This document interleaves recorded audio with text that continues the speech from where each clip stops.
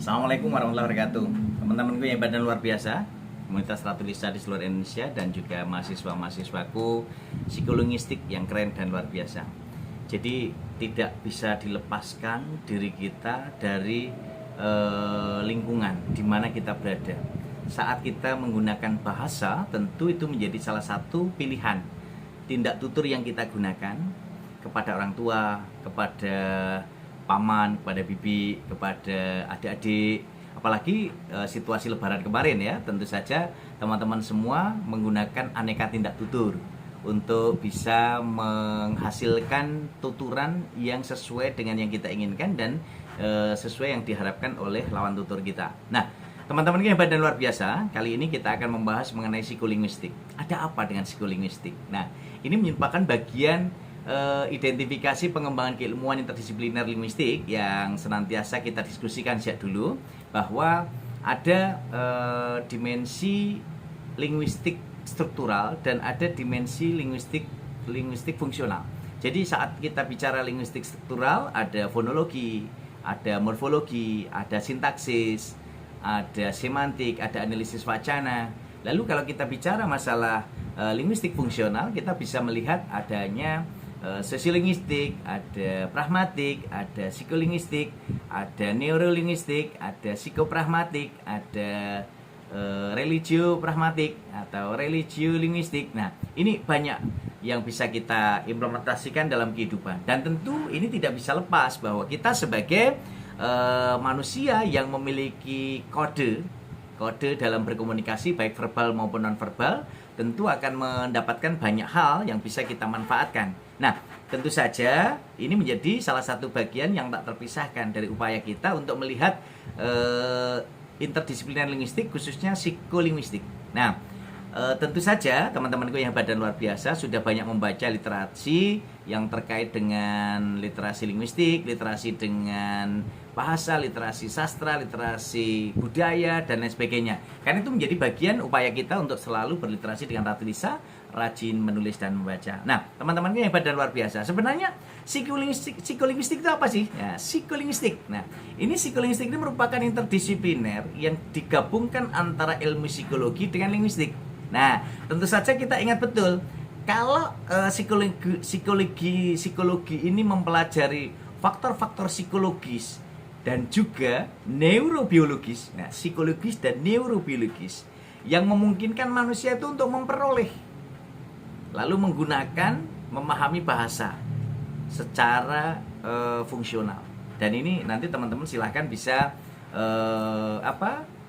tambah wawasan kita di berbagai literasi digital, bisa lihat di wikipedia.org juga, dan tentu bisa juga di perpusnas.go.id. Nanti cari referensi bidang linguistik. Nah, teman-teman ini hebat dan luar biasa. Kalau kita bicara masalah penggunaan bahasanya, ini tentu akan bisa melihat kajian-kajian filosofis yang tentu saja ini akan memahami fungsi otak manusia. Nah, jadi otak manusia ini betul-betul berfungsi dalam penggunaan bahasa kita. Nah, teman-teman ini kan dari berbagai wilayah, dari berbagai daerah, tentu akan bisa melihat bagaimana aspek-aspek itu bisa dilihat. Karena apa? Penggunaan bahasa ini akan sangat bergantung pada situasional, pada konteks. Jadi saat kita senang, tentu kita akan menggunakan kode-kode bahasa yang tentu juga varian-variannya varian. Orang yang sedang senang, sedang bahagia, akan keluar tutur kata yang berbeda juga dengan ketika orang sedang bersedih, orang yang sedang gelisah, orang yang sedang gundah gulana. Jadi akan berbeda-beda. Sehingga kalau kita lihat psikolinguistik ini akan berbicara banyak hal yang berkaitan dengan psikolinguistik, yang berkaitan dengan psikologi kognitif. Dan tentu saja ini nanti akan bisa berkaitan dengan upaya-upaya kita bagaimana dalam konteks-konteks penelitian modern bidang linguistik akan bisa berkaitan dengan ilmu-ilmu lain. Nanti bisa kaitannya dengan biologi, dengan neurologi, dengan ilmu kognitif, dengan teori informasi, dan ini semua akan berkaitan dengan cara kerja otak manusia. Nah, oleh karena itu teman-teman hebat dan luar biasa, tentu kita akan memahami bagaimana posisi psikologi sebagai ilmu jiwa, kemudian linguistik sebagai ilmu bahasa, ini semua akan menjadi salah satu bagian penting yang harus kita pahami masing-masing. Sehingga nanti bagaimana kita mengelaborasi dan menyatukan, menggabungkan interdisipliner linguistik terkait dengan psikolinguistik. Ini akan bisa kita lihat bahwa psikolinguistik ini akan kita pilah antara psikologi dan linguistik. Penggabungan dua ilmu, yakni ilmu psikologi dan ilmu linguistik.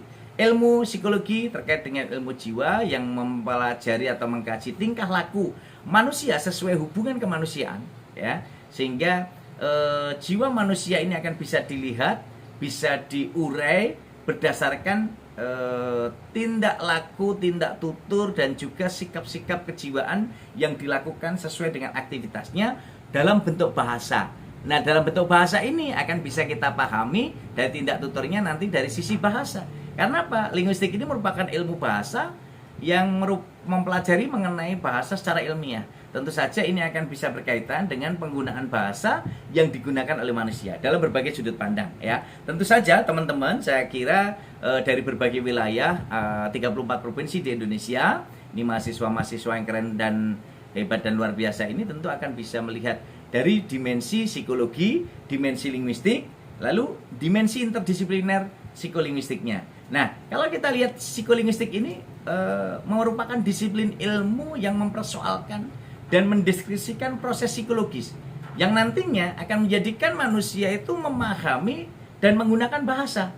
Nah, konteks ini tentu akan bisa kita lihat, kita pilah ketika dunia tuturan kita, lingkungan sekitar kita, lawan tutur kita itu akan bisa kita ajak bernyanyi. Misal, kita dulu kan pernah waktu kecil kita nyanyi apa ya, misalnya naik ke puncak gunung tinggi sekali, atau misalnya kita nyanyikan lagu di sini aktif, di sana aktif, di mana-mana kita kreatif, oh ye, di sini aktif, di sana aktif, di mana-mana kita produktif.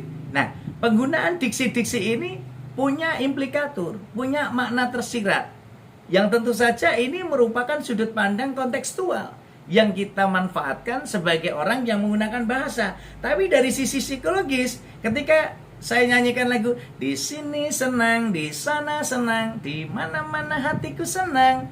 Nah, ini bisa menjadi ungkapan rasa bahwa kita sedang berbahagia, kita sedang bersenang hati dimanapun kita berada. Tentu ini menjadi bagian-bagian yang tentu saja akan bisa kita lihat nanti bagaimana kita akan bisa menyajikan, mempelajari dari semua komponen-komponen psikolinguistik. Jadi psikolinguistik ini merupakan interdisipliner antara ilmu psikologi dan ilmu linguistik, sehingga nanti akan bisa bersinggungan. Bagaimana psikolinguistik ini akan dalam proses pengkajiannya akan mengandalkan berbagai konsep, baik itu neurologi yang tentu saja nanti akan bisa melihat bagaimana perbedaan jenis kelamin, kemudian proses pemakaian bahasa, pemeranan bahasa, media yang diperoleh melalui langsung atau tidak langsung. Ini semua akan bisa kita jadikan hal titik tumpu kajian. Tentu saja akan lihat dari berbagai sudut pandang. Oleh karena itu teman-teman, tentu saja nanti akan kita lihat dan kita kaji dalam psikolinguistik ini, bagaimana kita mengkaji dalam subtopik yang tentu saja akan bisa kita lihat bagaimana konteks komprehensinya yang berkaitan dengan kompetensi-kompetensi perolehan bahasa dan juga dalam proses produksi bahasa, ya. Jadi pemerolehan, lalu kita produksi dan bahkan reproduksi, dan tentu ini menjadi landasan biologis dan neurologis sehingga manusia itu dapat berbahasa. Sehingga proses pemerolehan bahasa itu merupakan proses anak memperoleh bahasa, baik secara langsung maupun tidak langsung. Kadang-kadang kita heran, anak-anak yang kita tidak ngajari bahasa diksi ini, tapi dia sudah tahu. Nah, ini kita bisa pahami. Oleh karena itu, dalam kajian-kajian psikolinguistik nanti akan kita kaji tentang psikolinguistik teoritis, psikolinguistik perkembangan, psikolinguistik sosial, psikolinguistik pendidikan, lalu ada psikolinguistik neurologi atau neuropsikolinguistik, kemudian psikolinguistik eksperimen dan psikolinguistik terapan. Sehingga konsep kajian ini tentu saja akan bisa kita kaji secara luas, dan tentu saja ini akan memanfaatkan banyak dimensi linguistik fungsional terkait dengan termasuk struktural, ada fonetik fonologi, kemudian morfologi, kemudian juga sintaksis dan juga pragmatik dan studi-studi lain yang berkaitan. Dan tentu saja proses ini nanti akan kita peroleh dalam proses pengembangan yang nanti akan bisa kita pahami dan kita kaji proses pemerolehan bahasa yang lengkap, baik untuk anak-anak usia dini maupun usia dasar dan usia menengah. dan apalagi orang dewasa. Teman-teman Geban dan luar biasa, saya kira kajian dan pertemuan kita hari ini menjadi salah satu bagian awal untuk mengawali kajian psikolinguistik yang sangat menarik, sangat menyenangkan, karena di sini hatiku senang, hatiku senang, belajar menyenangkan psikolinguistik untuk mendapatkan pengembangan bahasa dalam berbagai konteks keilmuan.